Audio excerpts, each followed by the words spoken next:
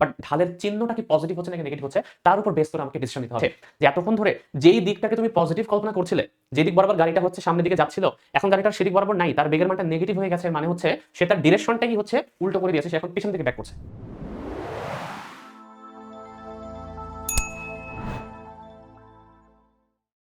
আসসালামু আলাইকুম এভরিওয়ান, সবাইকে স্বাগতম জানাচ্ছি বুয়েটেক সাইএটি সিরিজের আজকের ভিডিওতে আমরা গতিবিদ্যা চ্যাপ্টারের দ্বিতীয় প্রশ্নটা সলভ করব। এর আগের ভিডিওতে কিন্তু আমরা প্রথম যে প্রবলেমটা ছিল সেটা সলভ করেছি। তো আজকের প্রশ্নটা আমি নিয়েছি যেই মেইন 2023-এর একটা প্রশ্ন থেকে। খুবই সহজ একটা প্রশ্ন, খুব কঠিন কোনো প্রশ্ন না। তোমাদের অনেকে মনে হতে পারে যে এত সিলি জিনিস কেন পড়াচ্ছি, বাট অ্যাকচুয়ালি কনসেপ্টটা জানানো আমার উচিত, আমার মনে হয়, এবং সবার জানা প্রয়োজন। এই কারণেই এই প্রবলেমটা আজকে আমি চুজ করছি। খুবই সিম্পল একটা কোয়েশ্চেন, হাতে হাতেই হয়ে যাবে, মুখে মুখে কোনো ক্যালকুলেটর ইউজ করা লাগবে না তোমাকে। জাস্ট তুমি হচ্ছে দেখে দেখেই সবকিছু আনসার করে ফেলতে পারবা। বাট ছোট্ট একটা জিনিস যেটা আসলে জানা উচিত, এই কারণেই এই প্রবলেমটা আজকে সিলেক্ট করা। ঠিক আছে, তো এই প্রবলেমের মধ্যে আমি গ্রাফটা এখানে দিয়ে দিয়েছি, যে একটা গ্রাফ দেয়া ছিল। এটা হচ্ছে বেগ বনাম সময়ের একটা লেখচিত্র দেয়া আছে। একটা গাড়ির যাত্রাপথের সে কোন সময়ে তার বেগের মানটা কত ছিল সেটা যদি গ্রাফিক্যালি আমি প্লট করি, তাহলে জিনিসটা দেখতে এরকম হবে যে 0 থেকে শুরু করে হচ্ছে 25 সেকেন্ড পর্যন্ত তার বেগের সাথে সময়ের যে সম্পর্ক সেটা গ্রাফিক্যালি প্লট করা আছে। আমাকে বের করতে হবে যে এই যাত্রাপথে যে যাওয়ার সময় এই গাড়িটি কর্তৃক অতিক্রান্ত যে সরণের মান সেটা কত, এবং তার যে দূরত্বের মান সেটা কত, এই জিনিসটা আমাকে বের করতে হবে এই প্রশ্নে। ঠিক আছে, তো এই প্রশ্নের সলভে যাওয়ার আগে আমি হচ্ছে তোমাদেরকে একটা আপডেট দিতে চাই যে আমরা প্রবর্তন থেকে গত বছরের মতো এই বছরেও কিন্তু হচ্ছে ইঞ্জিনিয়ারিং অ্যাডমিশন প্রাইভেট প্রোগ্রাম চালু করেছি। তোমরা আশা করি জেনে গেছো যে 25-এর তোমাদের রেজাল্ট আউট হয়ে গেছে, বের হয়ে গেছে, এবং আমাদের প্রবর্তন থেকে কিন্তু অনেকেই অনেক ভালো রেজাল্ট করেছে। তো তার ধারাবাহিকতায় 26 ব্যাচের জন্য তোমাদের জন্য কিন্তু হচ্ছে আমরা এই প্রোগ্রামটা অলরেডি লঞ্চ করে দিয়েছি। তো তার জন্য তোমাকে যেটা করতে হবে কি, সেটা হচ্ছে আমাদের ওয়েবসাইটে ভিজিট করতে হবে প্রবর্তন.org, এবং কোনো প্রয়োজনে তোমরা যদি হোয়াটসঅ্যাপে যোগাযোগ করো তাহলেই কিন্তু আমাদের সাথে কানেক্ট করতে পারবা। ঠিক আছে, তো গতবারের মতো এবারেও হচ্ছে আমরা ক্লাস, তারপর হচ্ছে এক্সাম, এবং এর পাশাপাশি আমরা কিন্তু ইঞ্জিনিয়ারিং অ্যাডমিশনের যে প্র্যাকটিস প্রবলেমের একটা শিট এবং প্রশ্ন ব্যাংক সেটাও কিন্তু তোমাদেরকে হচ্ছে সাপ্লাই করব, যাতে করে তোমাদের এই প্রিপারেশনটা আরো মজবুত হয়। ঠিক আছে, তো যে কোনো প্রয়োজনে তোমরা যদি আমাদের সাথে এনরোল করতে চাও, তাহলে অবশ্যই এই নম্বরে অথবা এই ওয়েবসাইটে ভিজিট করো, তাহলেই আমাদের সাথে যোগাযোগ করতে পারবে এবং জয়েন করতে পারবে। চলো আমরা হচ্ছে চলে যাব আজকের এই যে প্রশ্নটা, সেই প্রশ্নটাতে। দেখো প্রশ্নটা একবার পড়ে নেই একটু কি বলা আছে, দেন হচ্ছে আমরা এটা সলভ করার চেষ্টা করি। প্রশ্নটা বলা আছে, ফ্রম দ্য ভিটি গ্রাফ, অর্থাৎ বেগ বনাম সময়ের গ্রাফ শোন, find the ratio of distance, find the ratio অনুপাত বের করতে বলেছে, অফ ডিস্টেন্স মানে হচ্ছে দূরত্ব, টু ডিসপ্লেসমেন্ট এবং সরণ, in 25 seconds of the motion.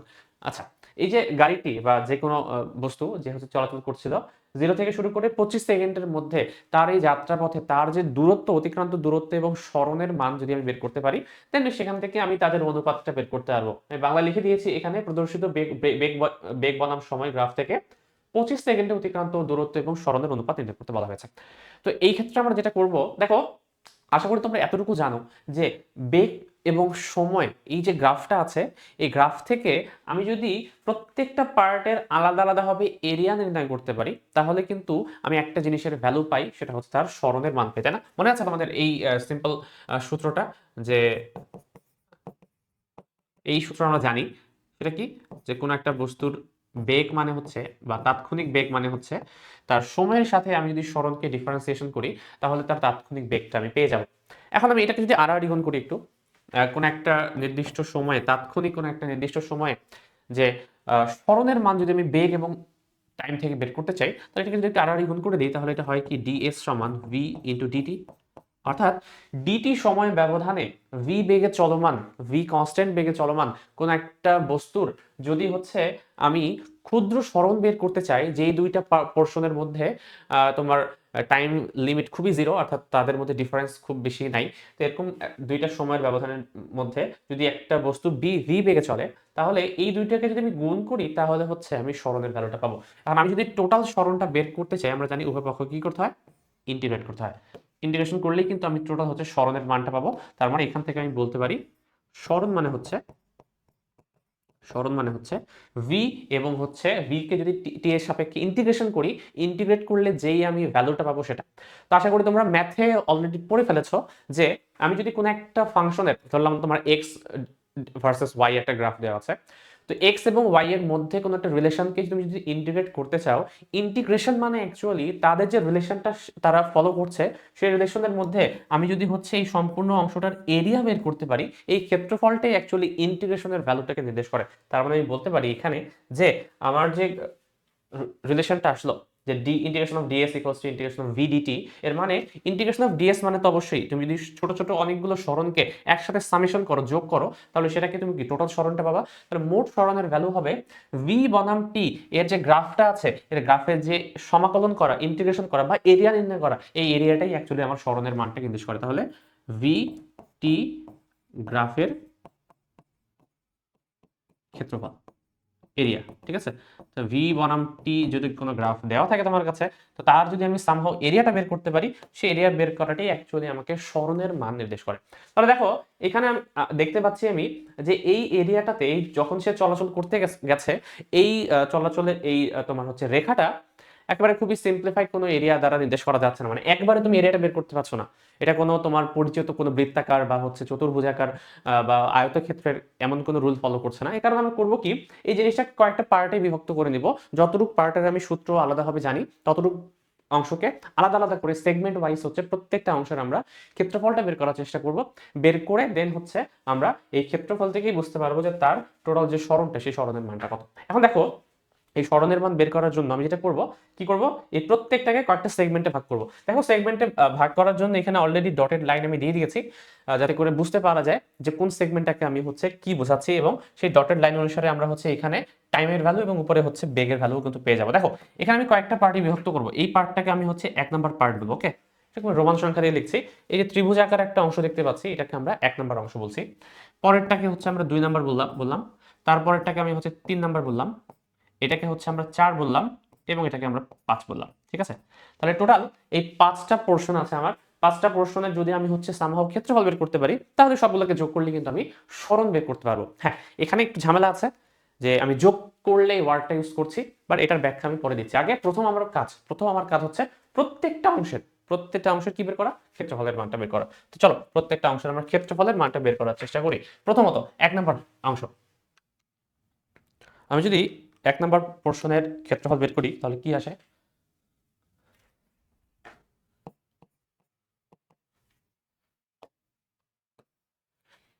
দেখো এই 1 নম্বর যে অংশটা, এটা কিন্তু একটা ত্রিভুজ আকার একটা অংশ, তাই না? এটা হচ্ছে 1 নম্বর আমি বলেছিলাম। তাহলে 1 নম্বর এই পোর্শনে যদি আমি ক্ষেত্রফল বের করতে চাই, হাফ ইন্টু ভূমি গুণ উচ্চতা হবে। তাহলে ভূমি হচ্ছে তোমার 5 সেকেন্ড এবং উচ্চতা হচ্ছে 10 মিটার পার সেকেন্ড, তাই না?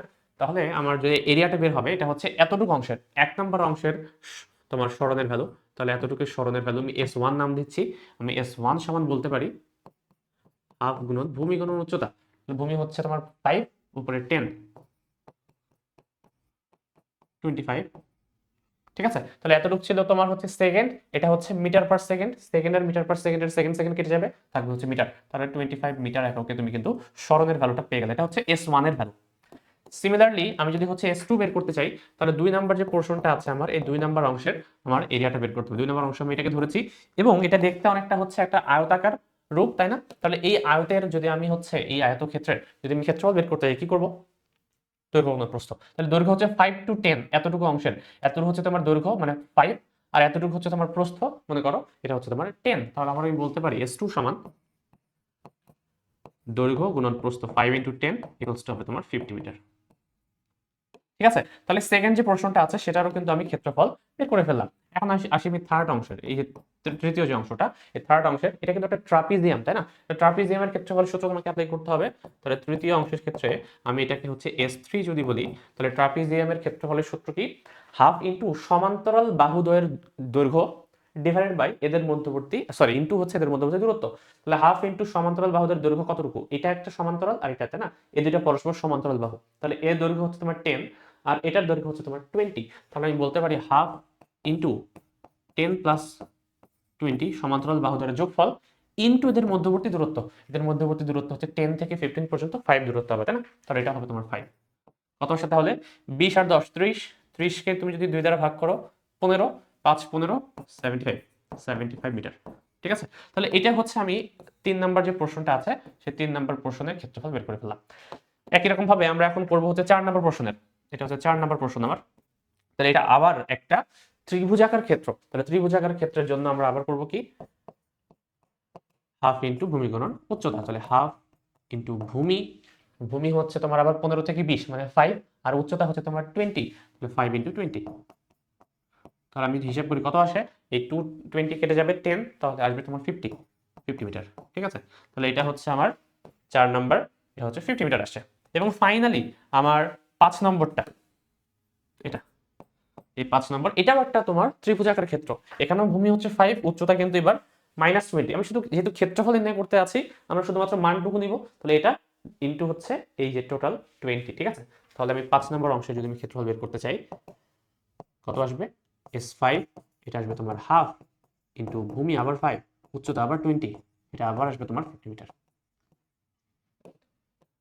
তাহলে আমার প্রথম যে কাজটুকু দরকার ছিল, যে আমাকে বের করতে বলেছে দূরত্ব এবং সরণের অনুপাত কত, তাহলে আমাকে প্রত্যেকটা অংশের আমার দূরত্ব আর সরণটা বের করতে পারতে হবে। এবং দূরত্ব এবং সরণ যদি একবার বের করে ফেলতে পারি, তারপর তো অনুপাত বের করা যাবে। তো এই কারণে আমি সরণের ভ্যালুটা বের করার চেষ্টা করলাম প্রথমত। এবং সরণের ভ্যালুটা বের করতে গিয়ে আমরা খেয়াল করলাম, লক্ষ্য করলাম যে এখানে বস্তুটি কিন্তু এদিক থেকে আঁকাবাঁকা পথে যাচ্ছে। এই কারণে প্রত্যেকটা পথকে আমরা হচ্ছে আলাদা আলাদা সেগমেন্ট ওয়াইজ বিভক্ত করলাম। প্রত্যেকটা সেগমেন্টের আমরা জানি ভি ভার্সেস যে টি গ্রাফ আছে, তার যে তোমার ক্ষেত্রফলটা সেটা অ্যাকচুয়ালি সরণকে নির্দেশ করে। এই কারণে ভি ভার্সেস টি বা বেগ বনাম সময়ের গ্রাফ থেকে আমরা প্রত্যেকটা অংশের ক্ষেত্রফলটা বের করে প্রত্যেকটা অংশের সরণের মানটা বের করে ফেললাম। তার মানে এখন আমি যদি হচ্ছে মোট সরণটা বের করতে চাই, তাহলে আমাকে কি করতে হবে, এটা আমাকে একটু ভাবতে হবে। এখন সবগুলো কি জাস্ট যোগ করলেই হবে, নাকি এই জায়গায় কোনো একটা ঘাপলা আছে, এটা আমাকে ভাবতে হবে। এটা বোঝার জন্য তোমাকে একটু গ্রাফটা রিড করতে পারতে হবে যে গ্রাফটা অ্যাকচুয়ালি কি মিন করছে। দেখো তো, ভি বনাম টি, এই গ্রাফ থেকে আমরা একটা জিনিস তো বুঝতে পারলাম যে এই গ্রাফের তোমার হচ্ছে ইন্টিগ্রেশন করলে সরণ পাওয়া যায়।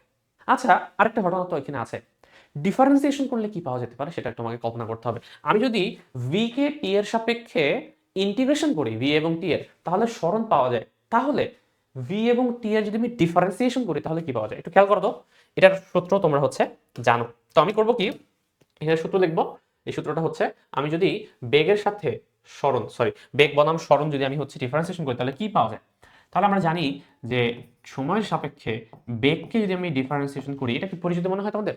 সময়ের সাপেক্ষে বেগ পরিবর্তনের যে হার, এটাকেই হচ্ছে আমরা বলি কিন্তু ত্বরণের মান যদি পজিটিভ হয় সেটাকে আমরা ত্বরণ নামেই বা পজিটিভ অ্যাক্সেলারেশন বলি। আর হচ্ছে ত্বরণের মান যদি নেগেটিভ হয়, তাহলে সেটাকে আমরা নেগেটিভ অ্যাক্সেলারেশন বা রিটার্ডেশনও বলা হয়, ডিসেলারেশনও বলা হয়, বা বাংলায় বলে এটাকে মন্দন। তাহলে সহজ কথায় হচ্ছে, বেগ যদি বৃদ্ধি পায় তাহলে সেটাকে আমরা ত্বরণ বলি, বেগ যদি হচ্ছে হ্রাস পায় সেটাকে নর্মালি আমরা হচ্ছে এটাকে ত্বরণ বলা যাবে, সমস্যা নেই।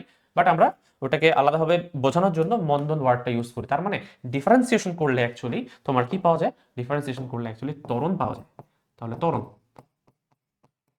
এখন তাহলে এই গ্রাফ থেকে যদিও সরণ বের করতে বলা হয়েছে, দূরত্ব বের করতে বলা হয়েছে, ত্বরণের কোনো কাহিনী নাই, বাট এই গ্রাফটিকে রিড করার জন্য অ্যাকচুয়ালি এই সূত্রটার হচ্ছে কনসেপ্টটা আমাদের মাথায় আসতে হবে।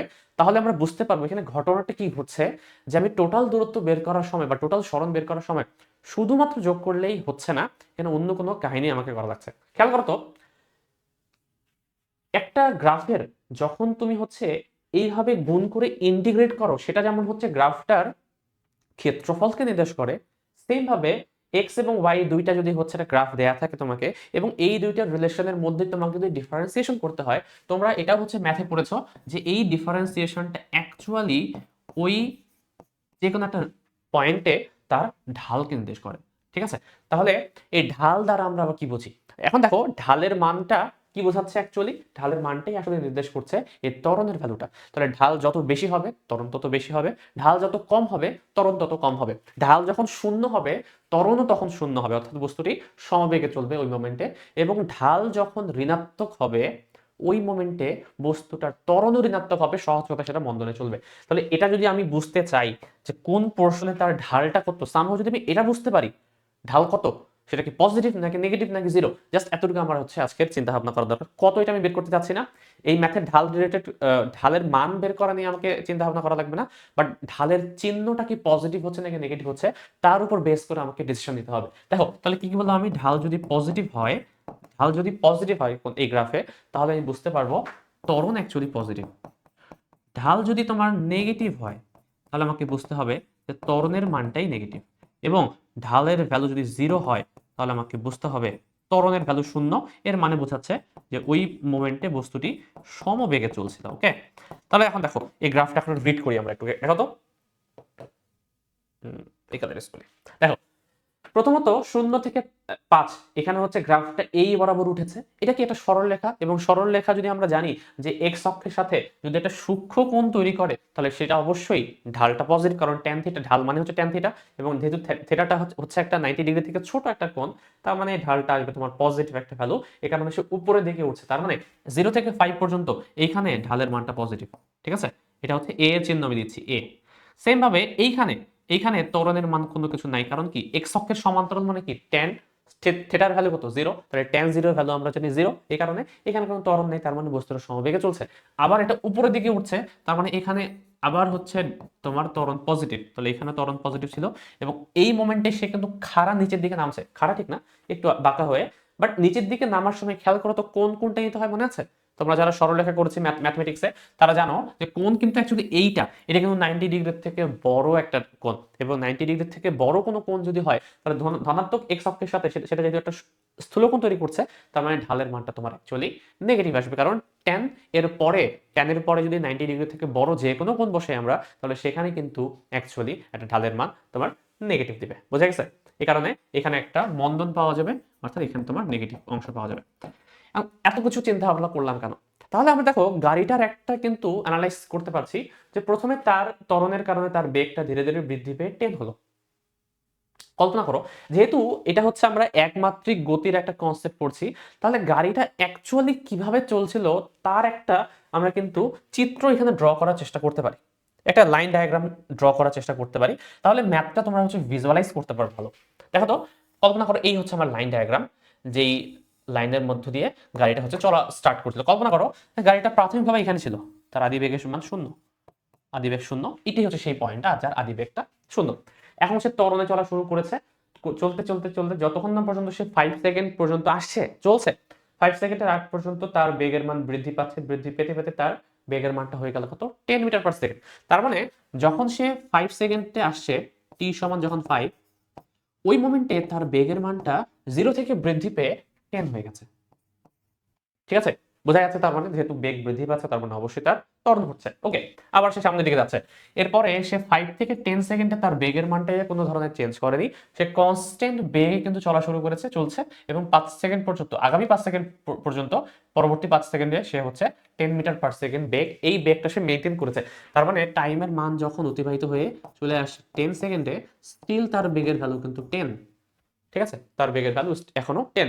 আবার সে ত্বরণ নিয়েছে, এবং 10 থেকে 15 নম্বর সেকেন্ড পর্যন্ত সে আবার ত্বরণে ছিল, তার মানে 15 সেকেন্ড পর্যন্ত তার বেগের মান বৃদ্ধি পাবে, বৃদ্ধি পেতে পেতে আমরা দেখলাম তার বেগের মানটা 20 হয়ে গেল। তাহলে এখানে তার বেগের মানটা 20 হয়ে গেল। এখন ঘটনাটা কি? এখন ঘটনা হচ্ছে যে এরপর থেকে সে কিন্তু তার বেগের মানটাকে হ্রাস করা স্টার্ট করেছে, তার কমানো শুরু হয়েছে। তার মানে টাইমের মান যখন 20, টাইমের মান যখন তোমার 20, সে তখন তার বেগের মান কমছে, বাট এখনো কিন্তু বেগের মান কমলেও সে কিন্তু স্টিল যেই ডিরেকশনে যাচ্ছিল সে সেই ডিরেকশনে কিন্তু এখনো যাচ্ছে, তার ডিরেকশনটা এখনো চেঞ্জ হয়নি। তোমার হচ্ছে যত সময় বাড়ছে তার বেগের মান কমছে, তার মানে ধীরে ধীরে সে স্লো হচ্ছে।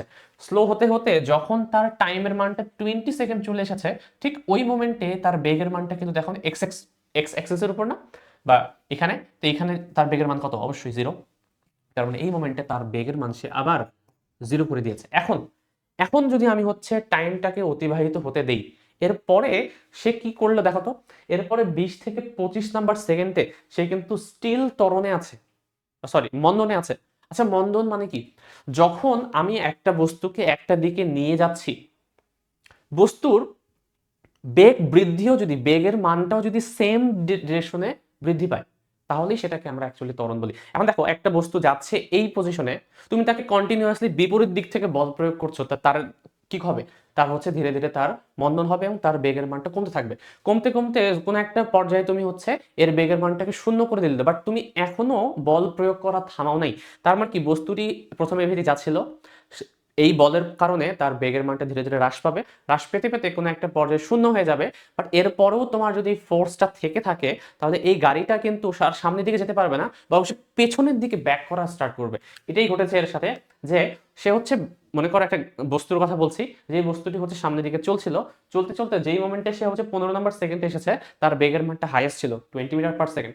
এখন হচ্ছে বিপরীত দিক থেকে একটা বল প্রয়োগ করছি আমি, যার কারণে বা হচ্ছে ব্রেক প্রয়োগ করছি কল্পনা করো, যার কারণে তার কি হচ্ছে, একটা মন্দন হচ্ছে, অর্থাৎ তার বেগের মানটা হ্রাস পাচ্ছে। হ্রাস পেতে পেতে একটা পর্যায়ে এসে বেগের মানটা শূন্য হয়ে গেল। এরপরেও যদি আমি হচ্ছে অপোজিট ডিরেকশন থেকে বল প্রয়োগ করা শুরু করি, সে কি আর সামনের দিকে যাবে? যাবে না, সে কিন্তু এখন পেছনের দিকে ব্যাক করা স্টার্ট করবে। এই কারণে 20 নম্বর সেকেন্ডের পরে এই গাড়িটা বা এই বস্তুটা অ্যাকচুয়ালি সামনের দিকে আর যায়নি, তার যাত্রাপথ এইখানেই শেষ হয়ে গেছে। এরপরে সে করেছে কি, এরপরে সে ব্যাক করা স্টার্ট করেছে, এরপরে সে পেছনের দিকে ব্যাক করা স্টার্ট করেছে। বাট এখান থেকে সে একটা টার্ন নিয়েছে, কল্পনা করো, টার্ন নিয়ে সেই দিক বরাবর। যদি আসলে একই লাইনে হবে, আমি একই লাইনে দেখাতে পারছি না, তাহলে অনেক হিচিবিচি হয়ে যাবে, তাই তাই আমি বোঝাচ্ছি যে অন্য লাইনে এঁকে যে এটা আসলে টার্ন নিয়ে সেদিক বরাবর আসা স্টার্ট করছে। এবং যেই মোমেন্টে তার সময়ের ভ্যালু, কাজ করি আমি এটাকে এই কালার করে দিই,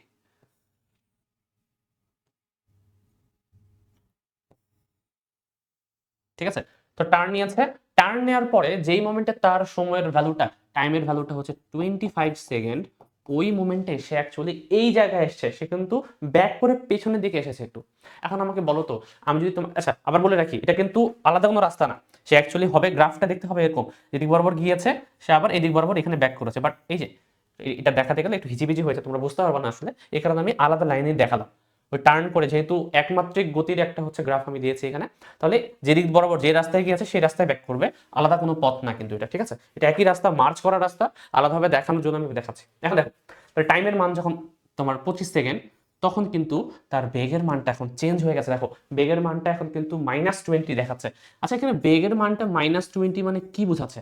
-20 মানে বোঝাচ্ছে যে এতক্ষণ ধরে যেই দিকটাকে তুমি পজিটিভ কল্পনা করছিলে, যে দিক বরাবর গাড়িটা হচ্ছে সামনের দিকে যাচ্ছিল, এখন গাড়িটার সেদিক বরাবর নাই, তার বেগের মানটা নেগেটিভ হয়ে গেছে, মানে হচ্ছে সে তার ডিরেকশনটাই হচ্ছে উল্টো করে দিয়েছে, সে এখন পিছন দিকে ব্যাক করছে। বোঝা গেছে? তার মানে এই গ্রাফ থেকে আমাদের বোঝায় যে 0 থেকে শুরু করে 20 সেকেন্ড পর্যন্ত গাড়িটা যেদিক বরাবর যাচ্ছিল, 20 থেকে 25 নাম্বার সেকেন্ড পর্যন্ত সে আর এদিকে যাচ্ছে না, সে পিছন দিকে ব্যাক করে উল্টো দিকে ফেরত আসা শুরু করেছে। এই কারণেই হচ্ছে এখানে দেখানো হচ্ছে যে তোমার বেগের মানটা হচ্ছে নেগেটিভ। এই জিনিসটা তুমি হচ্ছে এখান থেকেও বুঝতে পারো। তুমি একটু খেয়াল করো, বেগের মান যদি তুমি নেগেটিভ এখানে কল্পনা করো, তারপর যদি ইন্টিগ্রেট করো, এই যে এরিয়াটা আসবে এটা একটা নেগেটিভ এরিয়া আসবে না? বা ক্ষেত্রফল নেগেটিভ আসলে ম্যাথমেটিক্যাল ভাষায় কিছু নাই, কারণ ক্ষেত্রফল আমরা নেগেটিভ কি জিনিস, ক্ষেত্রফল তো ক্ষেত্রফল। বাট ফিজিক্সে এটা আমরা ইউজ করতে পারি, সেটা কিভাবে, যে আমার সরণের মানটা অ্যাকচুয়ালি নেগেটিভ হবে। তাহলে সরণের মান নেগেটিভ মানে বোঝাচ্ছে কি, যে আমি যদি, যেহেতু সরণ একটা ভেক্টর রাশি, তার মানে কোনো একটা ডিরেকশনটাকে তুমি যদি পজিটিভ কল্পনা করো, তার উল্টা ডিরেকশনে আসা মানে তোমার সরণের মানটা নেগেটিভ হবে। তাহলে খেয়াল করো, আমি যদি তোমাকে বলি যে গাড়িটা কর্তৃক 25 সেকেন্ড পর্যন্ত সরণের মানটা কত, ভালো মতো কল্পনা করবা। আমি মনে করো হচ্ছে সামনের দিকে 10 মিটার গেলাম, যাওয়ার পরে আবার পিছন দিকে 2 মিটার যদি ফেরত আসি, আমি প্রথমে 10 মিটার গিয়েছি, আবার 2 মিটার ফেরত এসেছি, আমার সরণটা কত? সরণ সবসময় হয় ইনিশিয়াল থেকে শুরু করে ফাইনাল যে অবস্থানটা আছে কোনো একটা বস্তুর, সেই দুইটার মধ্যে সরল রৈখিক যে পথটা এতটুকু। তো সে যাত্রা শুরু করেছিল এই জায়গা থেকে, স্টার্টিং পয়েন্ট, তার এন্ডিং হচ্ছে এই জায়গায়। তাহলে স্টার্টিং থেকে এন্ডিং পর্যন্ত এই যে দূরত্বটা, এই যে দূরত্বটা, এটা হচ্ছে স্টার্টিং, এইটা হচ্ছে আমার এন্ডিং। তাহলে স্টার্টিং থেকে এন্ডিং পর্যন্ত এতটুক যে দূরত্ব, এটাই হচ্ছে আমার অ্যাকচুয়ালি সরণ। তারপর তো কথা হবে, তাহলে আমি যদি সবগুলো সরণকে যোগ করি, যোগ করে অর্থাৎ দূরত্ব, সরণ তো না দূরত্ব, তাহলে এখানে যে দূরত্ব পেলাম, এখানে দূরত্ব, এখানকার দূরত্ব, এটার দূরত্ব, সবগুলোকে যোগ করার পর আবার পিছনে কতটুকু ফেরত আসলাম আমি, সেটা যদি বিয়োগ করে দেই, তাহলে অ্যাকচুয়ালি কিন্তু এই টোটাল দূরত্বের সাথে পরবর্তী পিছনে ফেরত আসা দূরত্বটাকে যদি আমি বিয়োগ করি, তাহলে এখান থেকে শুরু করে এতটুকু কি দূরত্বটা পেয়ে যাবো না? এই দূরত্বটাই অ্যাকচুয়ালি আমার সরণের মানকে নির্দেশ করবে। কারণ খেয়াল করো, প্রত্যেকটা যে আমি হচ্ছে সরণগুলো বের করলাম, এই প্রত্যেকটা কিন্তু পজিটিভ সরণ ছিল, বাট একাই এ কিন্তু একটা নেগেটিভ সরণ নির্দেশ করে। তো এটা একটা পজিটিভ সরণ, মানে পজিটিভ ডিরেকশনে যাচ্ছি, ঠিক আছে, পজিটিভ, বাট এটা কিন্তু একটা নেগেটিভ সরণকে নির্দেশ করে। তার মানে তুমি যেদিকে যাচ্ছিলে এতক্ষণ ধরে, ওদিকে না গিয়ে তুমি পিছনের দিকে ব্যাক করা স্টার্ট করছো। এখন আমাকে যদি বলে তাহলে টোটাল সরণের মানটা কত, এর অ্যাকচুয়াল সরণটা কতটুকু, একটু আগে আমি বললাম 10 মিটার গিয়ে আমি যদি 2 মিটার ব্যাক করি, তাহলে আমার সরণ কিন্তু 10 যোগ 12, 10 যোগ 2 12 মিটার হবে না, বরং 10 -2 কারণ বিপরীত দিকে ফেরত এসেছি, তাহলে 10 থেকে 2 যদি বিয়োগ করি তাহলে এই যে দূরত্বটা এই সরলরেখিক দূরত্বটাই আমার কিন্তু সরণকে নির্দেশ করবে। তাহলে আমি বলতে পারি ওকে আমার তাহলে এই বস্তুটা কর্তৃক অতিক্রান্ত যে সরণের ভ্যালুটা সেটা হবে কি, সরণের ভ্যালুটা হবে এটা যোগ করব, যোগ করে এটার সাথে বিয়োগ করে দেবো। তাহলে 25 50 75 25 50 75 50 এবং লাস্টেরটা কিন্তু মাইনাস হবে, এটা মাথায় রাখতে হবে। লাস্টেরটা নেগেটিভ হবে, এদের বাদ চলে আছে, থাকবে এতটুকু কত হবে 150 মিটার। ঠিক আছে, এটাই আমার সরণ। ঠিক আছে, তাহলে সরণ যেহেতু একটা ভেক্টর রাশি, এই কারণে তার ভ্যালুটা ডিপেন্ড করে তার ইনিশিয়াল এবং ফাইনাল পজিশনের উপর। বাট দূরত্ব কিন্তু একটা ভেক্টর রাশি না। তুমি যতটুকু পথ অ্যাকচুয়ালি অতিক্রম করেছো সবগুলোকেই যোগ যদি করি আমি, তাহলেই কিন্তু আমি দূরত্বটা পাবো। তাহলে আমি যদি বলি গাড়িটার কতটুকু দূরত্ব অতিক্রম করেছে, সে এটা গেছে এটা গেছে এটা গেছে এটা গেছে, বাট পিছনের দিকে ফেরত আসলেও তাতে কি ওই দূরত্বতে সে অতিক্রম করেছে, তার মানে সবগুলো আমাকে যোগ করতে হবে, এখন বিয়োগ করা যাবে না। তাহলে আমার যে দূরত্বের ভ্যালুটা আসবে সেই দূরত্বটা হবে 25 50 75 50 প্লাস 50 এখানে। ঠিক আছে, তাহলে এই 100 যোগ হবে এক্সট্রা 250 মিটার। তোরা দেখো দূরত্ব এবং সরণ আমার বের হলো। আমাকে বের করতে বলেছিল এখান থেকে নির্ণয় করো যে দূরত্ব এবং সরণের অনুপাত। তাহলে দূরত্ব এবং সরণের যদি অনুপাত বের করি আমি, দূরত্ব ডিভাইডেড বাই সরণ, তো এটা হবে তোমার 250 ডিভাইডেড বাই 150, কত আসে 5 ডিভাইডেড বাই 3। ঠিক আছে, এটা হচ্ছে আচ্ছা, অনুপাত আকারে যদি করতে চাও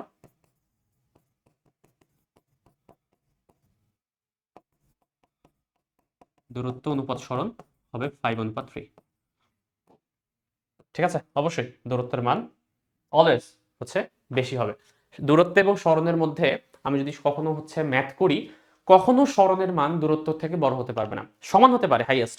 যদি এই গাড়িটাই যদি মনে করে এই বস্তুটি যদি হচ্ছে এত দূর না চলতো, শুধু 20 সেকেন্ড পর্যন্ত চলাচল করতো, তাহলে তার দূরত্ব এবং সরণের মান সেম হতো, কারণ সে তার দিকটা বিপরীত দিকে করেনি এই কারণে। তাহলে দিক যদি চেঞ্জ না করে তাহলে হচ্ছে বা ফেরত না আসে, তাহলে দূরত্বের মান এবং সরণের মানটা সবসময় সেম হয়।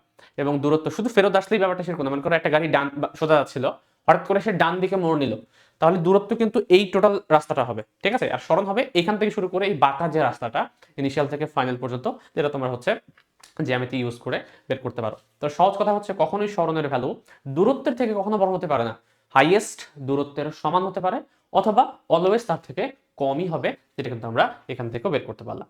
তো এই যে কনসেপ্টটা খুবই সিম্পল একটা প্রবলেম, সিম্পল প্রবলেমের খুবই সিম্পল একটা আনসার আমি অনেক বড় করে ডিসক্রিপটিভ ওয়েতে করালাম, যাতে করে এই টাইপের কখনো যদি প্রশ্ন আসে তোমাদের যাতে করে এটা নিয়ে কোনো কনফিউশন না হয়। ঠিক আছে, এইসব জিনিস তোমাদের 9-10-এ ছিল, বাট এত ডিটেলসে ছিল না, যেহেতু তোমাদের ভেক্টর ওই সময় পড়ানো হয়নি।